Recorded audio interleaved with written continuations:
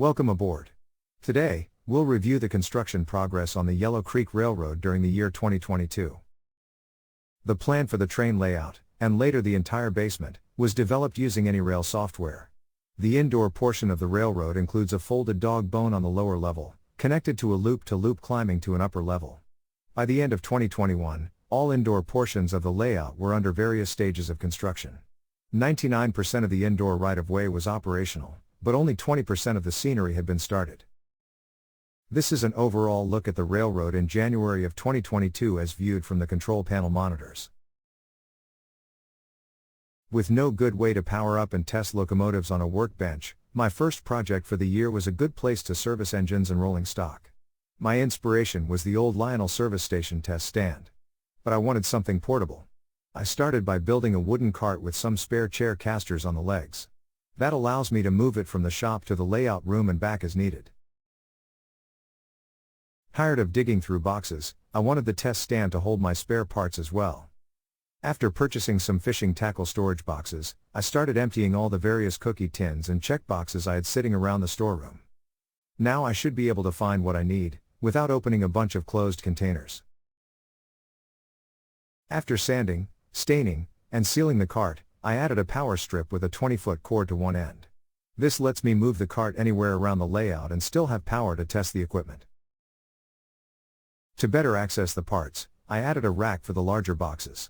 Then, to make pulling new wires on the layout easier, I added a wire spool rack at one end of the cart. This is simply dowels supported by conduit clamps. Not fancy, but much better than spools in a box, or rolling across the floor. Having a large collection of post-war Lionel, I added a Super O test track and power supply for servicing those as well. Each test track was then equipped with an uncoupler track.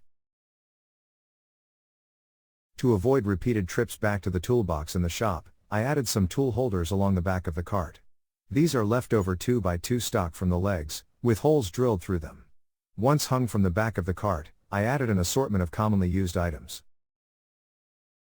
Next, I wanted something to support cars or engines during servicing. Various supports were assembled from scraps of wood. Felt pads were then attached to protect the roof of the rolling stock. These have really come in handy when working on undercarriages and lubricating engines. At a local train meet I found a used LGB tank car for a decent price. I removed the trucks and added some trestle vents. The oil depot now has a storage tank.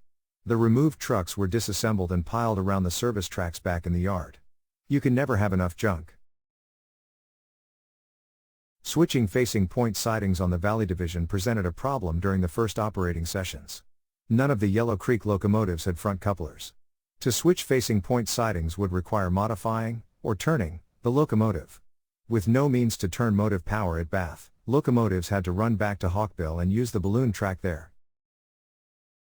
Two new battery-powered locomotives, from the now abandoned G&D Railroad in Florida, could be, and were, modified to include a front coupler as shown on the left.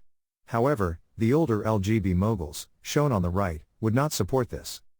A turntable, a Y, or a balloon track was needed in Bath.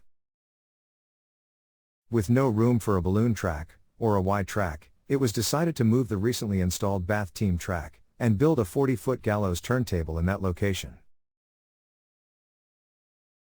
The old water tower was relocated to the west side of the station. The new turnout and team track were installed east of the Bath station. Under the old team track, the benchwork was cut open to create a pit for the turntable. This involved moving support framing below the surface as well. Seems like every summer, construction always slows to a crawl. To build the turntable, I started by ordering a Lazy Susan bearing from Amazon. Next, I made a poor man's rail bender with 2 bolts clamped in a vise. Then, I disassembled some 1,100 curves and cut the tie strips in half. After bending the rails to a tighter radius, I reinserted them into the half tie strips. Finally, the ties and rail were fastened to the turntable pit. Before mounting the bearing to the pit, I fastened a rectangular piece of plywood to the top. This will be the turntable support plate. For a temporary turntable, I used a piece of 1x4 with a frame on the bottom that would fit over the turntable support plate. The temporary turntable was installed in the benchwork cutout to verify the fit and rail height. After ordering a micro-mark motor to automate the turntable, I moved on to another project. Time to get some more scenery installed before the family showed up for Thanksgiving.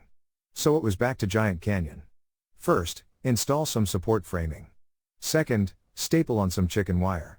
Third, cover it with brawny shop towels dipped in hydrocal plaster. With the plaster work done and a base coat of paint applied, this area is nearly finished. It provides a preview of how the entire layout room should look in the future.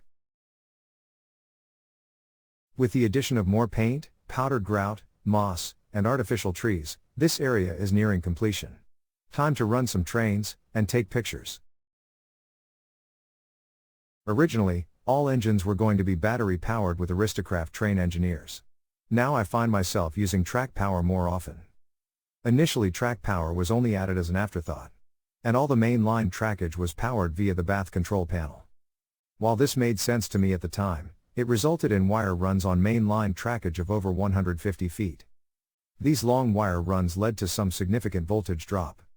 When entering or leaving the Hawkbill yard, there were noticeable changes in engine speed as you passed to and from the main line blocks to the yard blocks.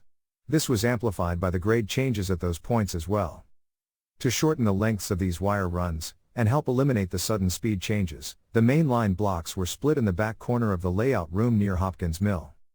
New mainline power selector switches were added to the Hawkbill control panel. This diagram shows the new block separations made to split the main lines near Hopkins Mill. This significantly shortens the distance from a control panel to the end of the furthest track block. Shortening the distance reduces voltage drop and improved locomotive performance. Splitting the main lines also added some flexibility when more than one train crew is operating. Lesson learned: if you think you won't use track power, you will, and if you think 16 gauge wire is big enough, use 14 gauge. A new outdoor work shed was added near the engine house in Hawkbill. Now, it looks ready for some real maintenance and repair. But every time I see the workers, it's like they haven't even moved. To identify block separations and stub sidings, more signs were printed on label stock and attached to posts. These help guest train crews identify sidings during operating sessions, since many industries only exist in my imagination right now. My father attended all 12 grades, then graduated from the same school building in Bath, Ohio. After school he worked at Borden for 22 years. Years ago, when the old Bath school was torn down, he obtained a brick from the building.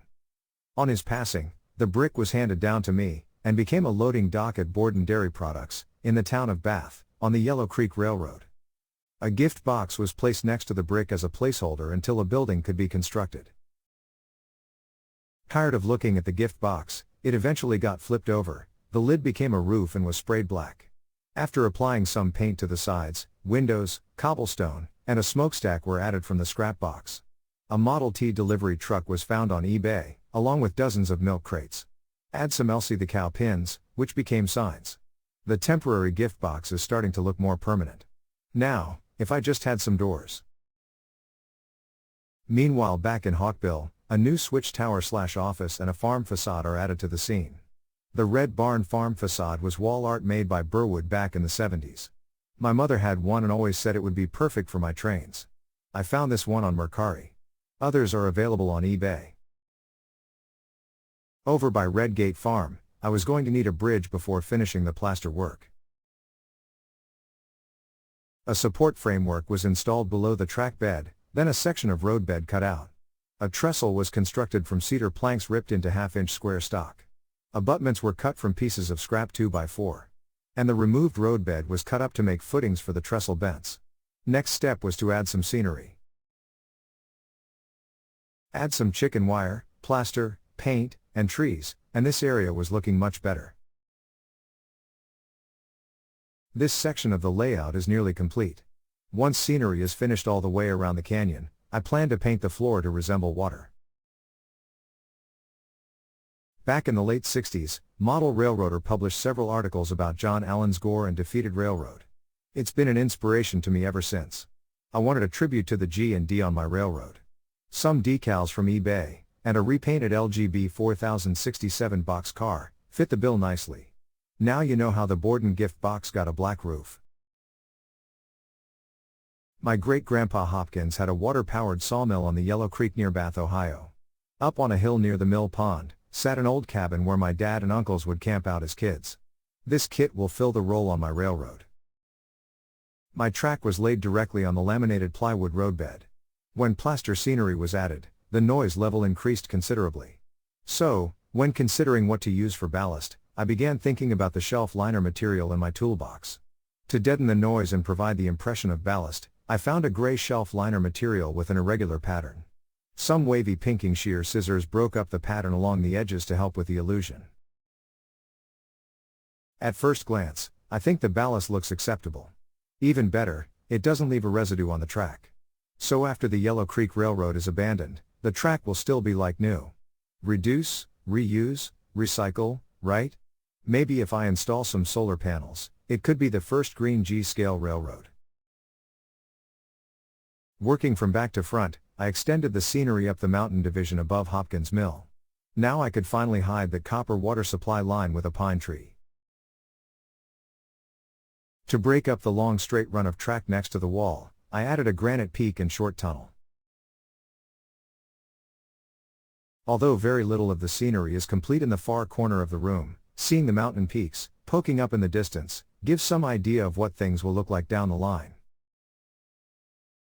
Here is a look at how the railroad changed during 2022. Scenery is slowly creeping its way around the room like urban sprawl.